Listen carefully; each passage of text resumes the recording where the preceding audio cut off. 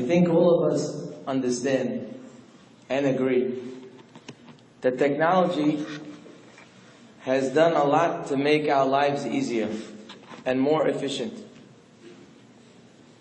After only 1 decade, smartphones have become such a staple item in our society that it's difficult for us to imagine normal life without them. Old school cell phones can call, they can text, but today's smartphones not only call, they not only text, they give you email, you can video call, video conference, you can be connected to the internet, you can be on social networking like Twitter, Facebook, and others. They can provide directions through GPS, they take pictures, they play music. There's thousands and thousands of apps that are continuing to grow on a daily basis. Once, only a few years ago, and I lived in those years, you needed to carry a bag to carry all the devices that you needed for your business activities. Today, your smartphone and my smartphone has it all in one little device. So nobody here is going to deny the value of what smartphones have added to our lives. The question that's becoming more and more common, that I personally get asked very often, and it's becoming more often as the days pass, is when it comes to children owning smartphones.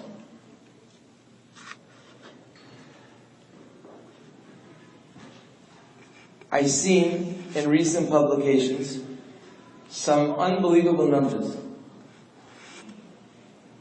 I believe this study was done in the United Kingdom, in Britain, but I don't believe the numbers are very different in the United States. That 56% of children between the ages of 10 and 13 own a smartphone. That may not come as a shock to you,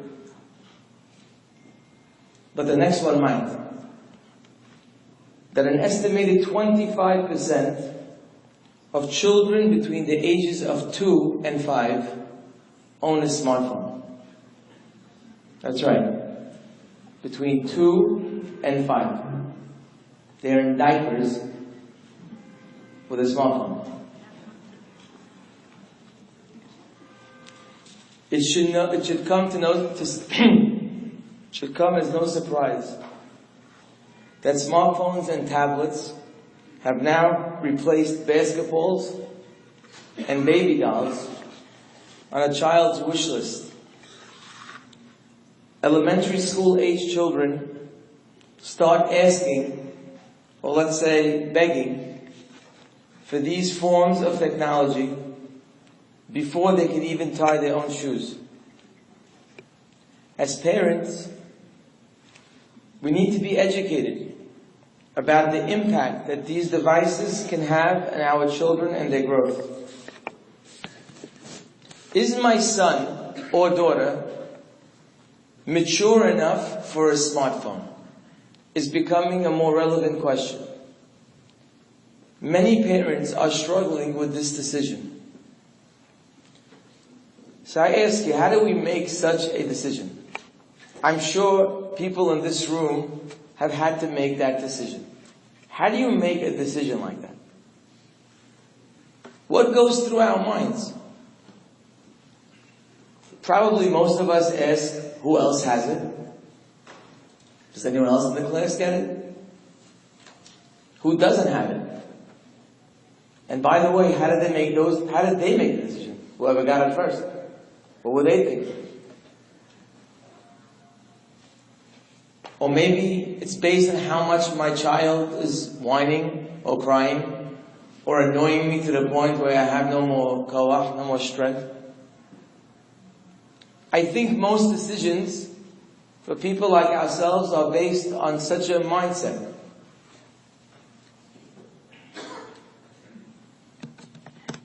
I think, like every important decision that we make in life for our children, we need to look into the matter and educate ourselves.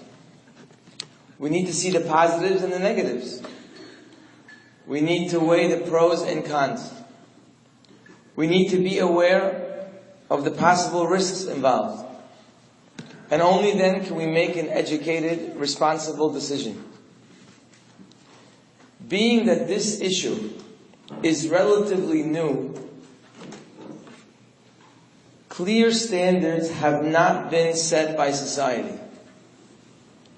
Not necessarily that we should always align ourselves with society's standards. But in this case, even if we were to look for the standards, we wouldn't find them. We are completely left in the dark to make major decisions for our children without having any information. And it's all guesswork. We are the first generation of parents in the age of smartphones. And it is our obligation to learn how to be parents of this new generation.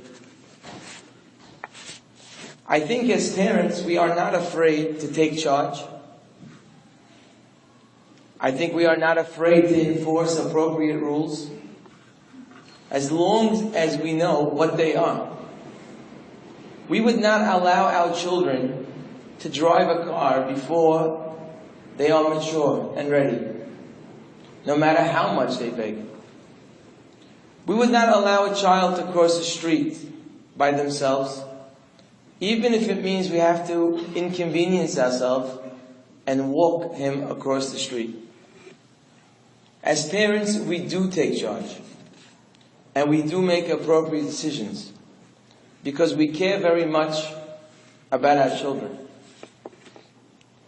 My goal tonight is to bring light and clarity to this very pressing and important issue that we are all faced with, if not now, very soon. Clarity, when a person is clear, clarity is comforting and empowering.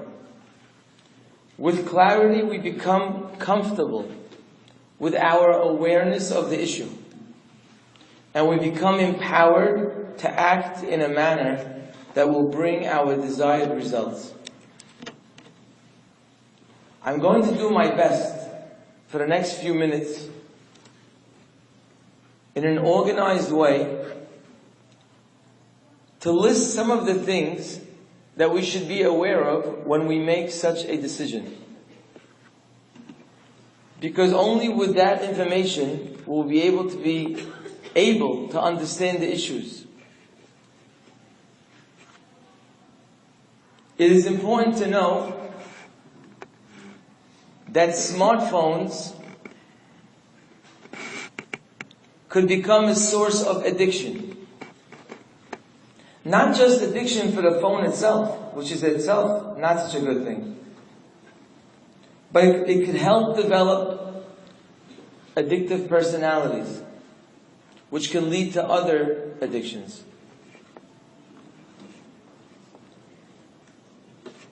Sexually explicit messaging via text or email, including the sending and receiving of immodest or explicit personal photos. Behaviors that people would not engage in real life, but would through a smartphone. online activities that are terrible and can become addictive, such as pornography. Such early exposure to pornography has been proven to have an impact, a very negative impact, long-term for a child, especially on intimacy and marital relationships.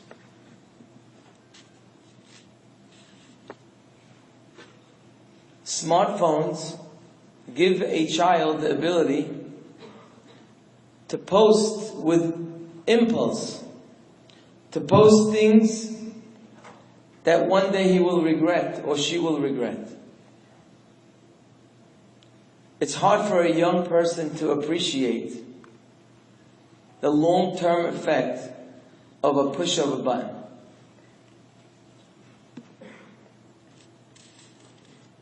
It's been proven through studies that spending too much time on smartphones can cause emotional and social problems. Cyberbullying. You ever hear of that term? Cyberbullying? You've heard of bullying before. Bullying basically is when a person abuses their power to harm another person. So what is cyberbullying? So it's just that you do it through a smartphone or through the internet. Okay, so bullying has been around for probably thousands of years. So now there's another way to do it. What's the big deal? But through a smartphone, bullying takes on a whole new level that is not at all similar to what's happened before. Why, do you ask? What's the difference if I bully through a phone?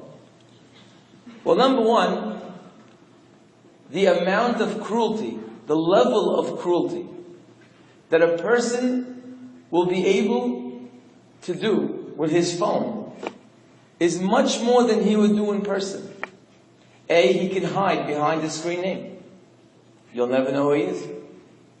Or even if he's not hiding, but the fact that he's not physically with someone gives him that fearless attitude that what's going to happen? It's all fine. So you'll have people using words through text that they would never say in person. Besides, the far-reaching effect of cyberbullying is much worse than regular bullying. A regular bully could bully you in class. 5 people heard it. 6 people heard it. 10 people heard it.